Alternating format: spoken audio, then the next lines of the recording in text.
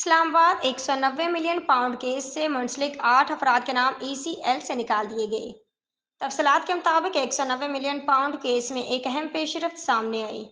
वफाकी हुकूमत ने 190 मिलियन पाउंड केस में 8 अफराद के नाम एग्जैक्ट कंट्रोल लिस्ट ECL से निकाल दिए।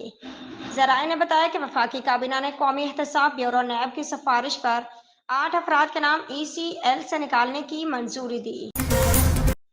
वज़ीर आज़म शहबाज शरीफ का कहना है कि हमारे लिए कर्जों का जाल मौत का फंदा बन गया है।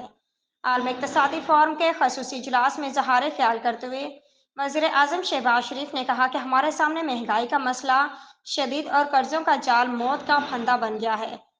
उन्होंने कहा कि हम मुल्क में वसी पैमाने पर इस्लाहात करने जा रहे हैं। आलमी मालियाती अदारे IMF बोर्ड ने पाकिस्तान के लिए $1.1 अरब की आखिरी किस्त की मंजूरी दे दी। वजारत खजाना ज़राए के मुताबिक IMF से $1.1 अरब की आखिरी किस्त मंगल को मौसूल हो सकती है, जिसका IMF ने मंजूरी के बाद ग्रीन सिग्नल दे दिया है। IMF एग्जीक्यूटिव बोर्ड इजलास में आज पाकिस्तान खसूसी तौर पर शरीक हुआ था। पाकिस्तान ने 12 जुलाई 2023 को $3 अरब का स्टैंड बाई प्रोग्राम हासिल किया था।